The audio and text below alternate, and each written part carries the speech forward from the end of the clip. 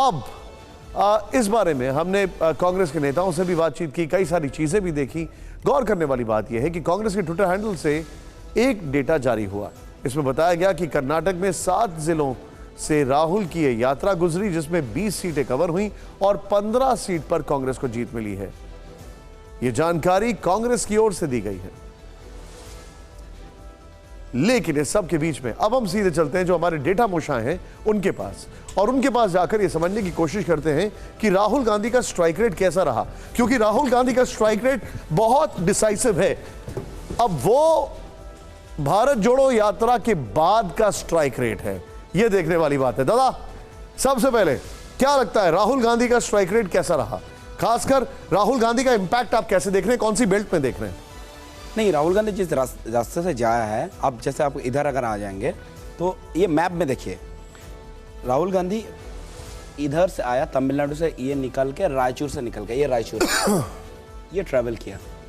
आप देखेंगे ये वाला जो एरिया है, it is much more blue, ये कांग्रेस ने जीता है। अच्छा, वो पहले वाला है? वो पहले वाला है। अगर वहां पे सिर्फ केसरिया रंग दिख रहा है, यहाँ नीला रंग आ चुका है। और ये देखिए, ये केसरिया नहीं है, ये देखिए ये जो बेल्ट है जेडीएस भी है। तो आप देखेंगे एक तो इम्पैक्ट है, ठीक है। अब ये इम्पैक्ट अकेला राहुल गांधी को आप नहीं दे सकते, अदर्स रीजंस है। डीके शिव कुमार की इम्पैक्ट है, जेडीएस वीक हो गया, ट्राइबल वोट इधर मूव किया, ठीक है, गारंटी कार्ड का। तो क्या देखिए, आप इतना अच्छा जब रिजल्ट कर रहे हैं, किसी एक सब्जेक्ट में मैं बहुत अच्छा कर लिया, ऐसा नहीं हो सकता है। आपने बहुत सारी चीज़ सही किया, इसी का चलते ये रिजल्ट आया, ठीक है।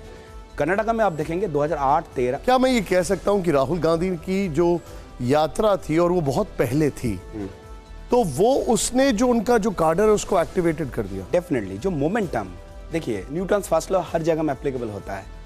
तो एक स्टैटिक मोमेंट है, आपने एक मोमेंटम दे दिया, फिर मोमेंटम ने बाकी लोगों ने भी, बाकी जो लोग था उन्होंने भी सही से यूटिलाइज किया, एंड फाइनली आप ये नंबर देख रहे हैं। राहुल की यात्रा plus state leadership plus other factors, इसने चेंज किया डेफिनेटली। यानी कि ये एक कॉम्बो है जो हमारे सामने दिखाई दे रहा है। आगे बढ़ते दादा, thank you very much.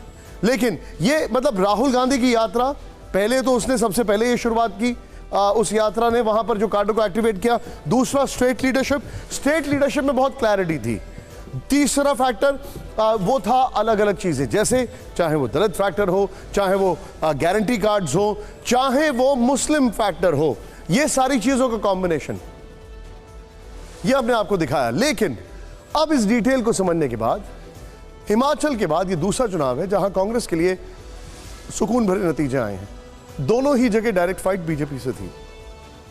BJP दोनों जगह कांग्रेस से हारी। इसे लोकतंत्र की खूबसूरती ही कहेंगे कि कांग्रेस को उसकी बड़ी जीत के लिए खुद प्रधानमंत्री मोदी ने ट्वीट करके बधाई दी है। प्रधानमंत्री ने ट्वीट करके कहा, मैं कर्नाटक विधानसभा चुनाव में कांग्रेस की जीत के लिए बधाई देता हूं। मैं उन्हें जनता की उम्मीदों को पूरा करने के लिए शुभकामनाएं देता हूं। केंद्रीय गृह मंत्री अमित शाह ने भी जनता को ट्वीट करते हुए एक भावुक मैसेज दिया। उन्होंने लिखा कि बीजेपी को इतने वर्षों तक उनकी सेवा करने का अवसर देने के लिए मैं कर्नाटक के लोगों का तहे दिल से आभार व्यक्त करता हूं। प्रधानमंत्री मोदी के नेतृत्व में बीजेपी कर्नाटक के लोगों के कल्याण और विकास के लिए प्रयास करती रहेगी। वैसे प्रधानमंत्री की उम्मीदवारी पर राहुल गांधी के नाम पर विपक्षी दलों को तैयार करना ही कांग्रेस के लिए एक मुश्किल नहीं है। कांग्रेस के लिए आगे की राह दुश्वारियों भरी है।